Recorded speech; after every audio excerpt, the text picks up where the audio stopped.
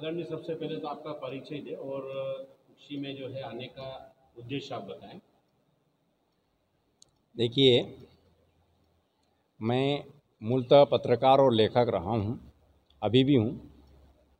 और योजनाकार के रूप में भी सरकार की भी कई योजनाएं मैंने समय समय पर बनाई हैं और कई पहलुओं पर रणनीतिकार के रूप में भी भूमिका निभाता रहा हूँ।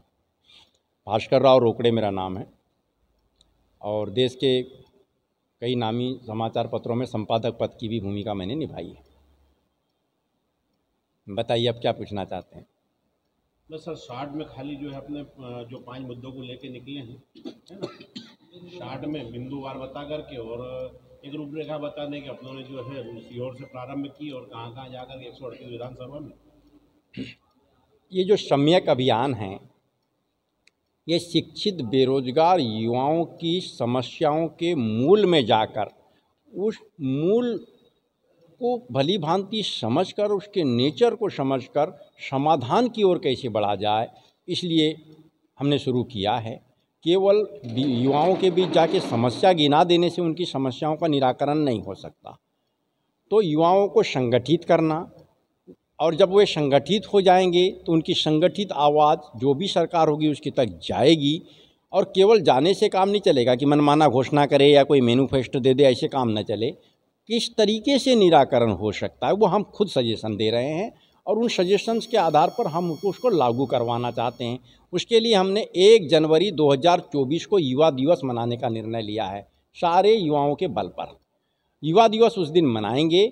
हम 5 मुद्दों पर 5 ड्राफ्ट सरकार के सामने रखेंगे और सरकार को उस सारे ड्राफ्ट पर हस्ताक्षर करने ही पड़ेंगे। और हमारी ये बात है, हो सकता है हमारी ये दमबोक्ती हो, मान सकते हैं आप, लेकिन हमारी ये बात है कि यदि सरकार ने उस दिन उन हमारे ड्राफ्ट पर हस्ताक्षर नहीं किए युवाओं के हित में, तो हम 2 जनवरी 2024 को उन्हें कुर्सी पर नहीं बैठने देंगे।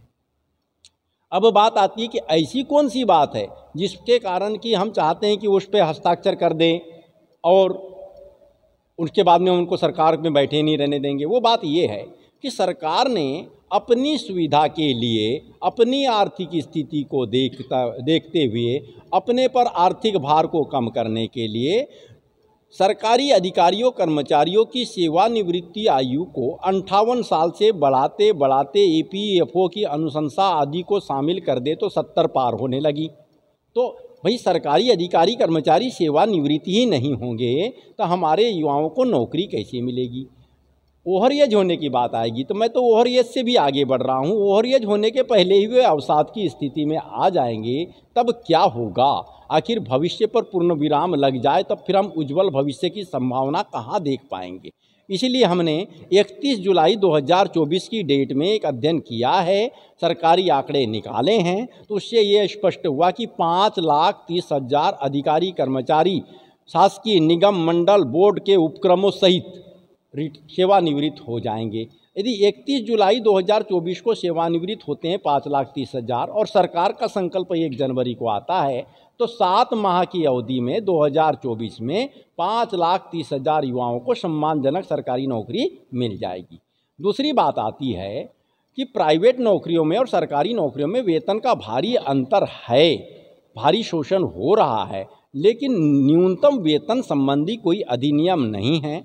न्यूनतम मजदूरी अधिनियम 1948 में लागू हो गया, लेकिन शिक्षित वर्ग के कर्मचारियों के लिए न्यूनतम वेतन अधिनियम नहीं है। इसलिए हमारा ड्राफ्ट सरकार के सामने है कि निश्चित रूप से संकल्प 1 जनवरी 2024 को सरकार जारी करे, विधेयक पारित करवाए और न्यूनतम वेतन अधिनियम लागू करे, जिसके तहत भिन्न भिन्न ग्रेड के कर्मचारियों के लिए नियुक्ति के समय जो न्यूनतम वेतन निर्धारित है उतना ही न्यूनतम वेतन निजी क्षेत्र के कर्मचारियों के लिए भी लागू किया जाए।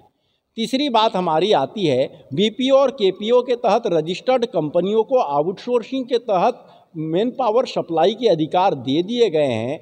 केपीओ के तहत कंसल्टेंसी कंपनियों को दलाली लेकर नियुक्तियों के अधिकार दे दिए गए हैं, हमारे शिक्षित वर्ग के युवाओं की दलाली हो रही है, ये बड़ी ही अपमानजनक स्थिति है। और वेतन में भी भारी दलाली हो रही है। एक ओर अपमान की स्थिति, दूसरी ओर आजीविका का संकट, बड़ी ही दुखद कहानी है। इस कहानी के पटाक्षेप के लिए हम 1 जनवरी 2024 को सरकार के समक्ष ड्राफ्ट पेश करके हर हालात में उसी दिन से मध्य प्रदेश में आउटसोर्सिंग प्रणाली से भर्ती पर प्रतिबंध लगवा के रहेंगे।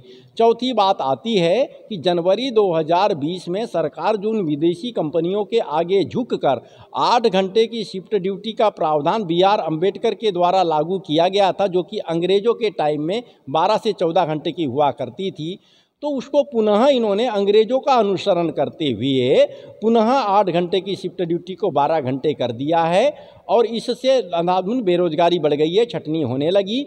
श्रम कानून जो बाध्यकारी थे, जिसके तहत कि कोई भी कंपनी कर्मचारियों की अंधाधुंध छटनी नहीं कर सकती थी, उन सारे श्रम कानूनों में ढील दे दी गई है, जिससे पुराने कर्मचारी जिनका वेतन बढ़ गया था, कंपनियों ने उनकी अंधाधुंध छटनी शुरू कर दी। आज रोजी रोटी का संकट पैदा हो गया कर्मचारियों के सामने। और इन 2-3 सालों में युवा वर्ग ने बहुत अधिक अवसाद की स्थिति में आ करके आत्महत्याएं की है। ये बेहद दर्दनाक बात है। इस दर्दनाक बात को, इस अनिश्चितता को समाप्त करने के लिए हम 1 जनवरी 2024 को पुनः 8 घंटे की शिफ्ट ड्यूटी लागू कराने और जो श्रम कानून है वो पूर्ववत करने और नोटिस पीरियड जो 3 महीने का प्रावधान है उसकी बहुत पुरानी मांग है, 6 महीने का करने, उसको 6 महीने में करने और सरकार का एक प्लेसमेंट डिपार्टमेंट बनाने की बात कर रहे हैं और उसे हर हालत में लागू करा के रहेंगे।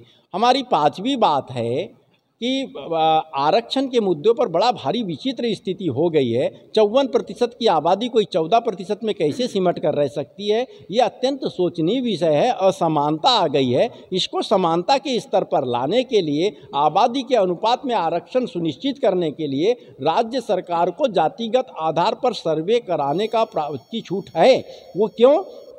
सरकारी योजनाओं के क्रियान्वयन के लिए। तो उन्हीं प्रावधानों का लाभ लेते हुए जातिगत आधार पर सर्वे करा के वर्गगत आधार पर आरक्षण लागू किया जा सकता है आबादी के अनुपात में। लेकिन इसमें एक जटिलता आई कि जो अर्हकारी परीक्षा में सबसे अधिक अंक लाते हैं उनके साथ न्याय होना चाहिए। इसलिए हम चाहते हैं कि प्रत्येक वर्ग की आबादी का 10% बचाकर वह 10% एक्सीलेंस कैटेगरी को दे दिया जाए और वो जीवन भर उत्कृष्ट श्रेणी के तहत नौकरी करे।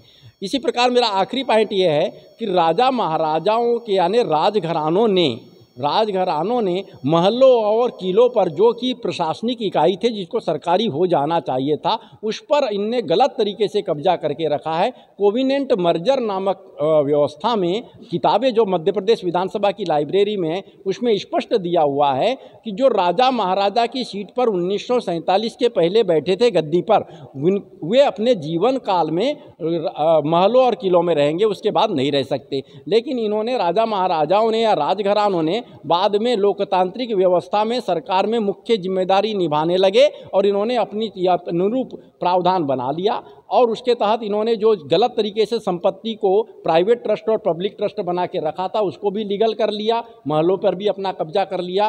तो इसका आकलन करके, इनके संपत्ति का पुनराकलन करके, इसको युक्तिकरण दिशा में ला करके उनको महलों से निकाल के साधारण घरों में लाया जाए। और दूसरी चीज़, उनकी सारी संपत्ति जो गलत तरीके से इन्होंने अपने पास रखे उसको सरकारी घोषित किया जाए और उसको बेच करके मध्य प्रदेश में industry centric community farming concept पर काम शुरू करते हुए डेडिकेटेड फ्रेट कॉरिडोर ड्राईपोर्ट से जोड़ते हुए फूड प्रोसेसिंग इंडस्ट्री की चेन बना करके हमारे यहाँ की एग्रीकल्चर को ग्लोबल मार्केट से जोड़ दिया जाए, जिससे युवाओं को फूड प्रोसेसिंग इंडस्ट्री में नौकरी मिलेगी, आयात निर्यात में नौकरी मिलेगी और किसानों की आय 2 से 10 गुना बढ़ जाएगी।